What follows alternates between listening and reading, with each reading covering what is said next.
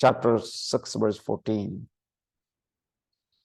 The rapid expansion of Jesus' ministry through the activities of the 12 heightened Jesus' reputation throughout the land. So all the people heard about him. Upon hearing of the miracles of Jesus, he and his disciples were performing. Some were saying that Jesus was Elijah. Wow.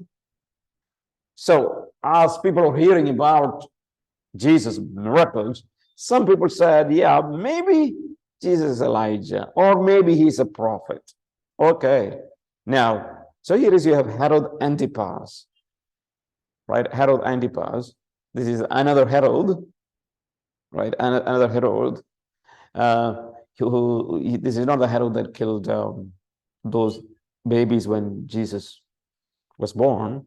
Another Herod Antipas, one of the 4 sons among whom the kingdom of Herod the Great, right? Herod the Great had been divided. So remember, Herod the Great died by this time and his kingdom is divided. So this area of Palestine was ruled by Antipas. Heard about Jesus. He said that Jesus was John the Baptist who had come back from the dead. Yeah. So he thinks that John the Baptist came back. Herod Antipas thinks. Previously, Herod had arrested John and put him in prison to placate Herodias, the wife of his brother Philip, whom he had married. Remember that story. John had openly condemned the marriage. That is the provoking cause for Herodias to get John killed, because Herod Antipas actually married his brother's wife, Herodias. So John condemned that marriage, and Herodias, infuriated over John's outspoken criticism, decided to put John to death. Herod, however, was afraid to have John killed. Herod doesn't want to kill, but this lady which was his brother's wife before, who now he married, she wants to kill. Because he recognized that John was a righteous man. Who? Herod. And he was highly revered by Jews. Herod recognized that John was a respected person. So Herod had left John in prison, in part actually to protect John from Herodias, and in part because he enjoyed listening to John. So actually Herod was interested in listening to John. And so he wants to protect him. That's the reason Herod Antipas sent him to the prison.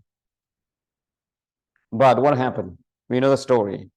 During this time, Herod had a birthday, right? Herod had a birthday and summoned the leading men of Galilee for a feast, in a celebration. As the feast or the banquet progressed, Herodias sent her daughter to dance for the king and his guests. All right? Herodias, the wife of Herod the Antipas. So Herodias sent his daughter for a dance. We know the story. And her daughter's dance greatly pleased Herod. Because this dance is performed in front of all the guests. Herod invited the girl to ask whatever was in his power to grant her as gift. Wow. Ask now, what do you want as a gift? After consulting her mother, that is Herodias, the girl returned and asked the head of John the Baptist. And what to be brought to her at the banquet on a platter, on a plate, big plate, in front of the guests. Bring the head of John the Baptist. Look at Herod actually put him in prison to protect him, save him. But no, Herod grieved over the rashness of his offer. He should not have had this offer, but he did. It was foolishness. And its consequences. Could not go back in his word in front of his guest. Because this is the asking for a desire to be fulfilled was in front of all the people. He couldn't go back.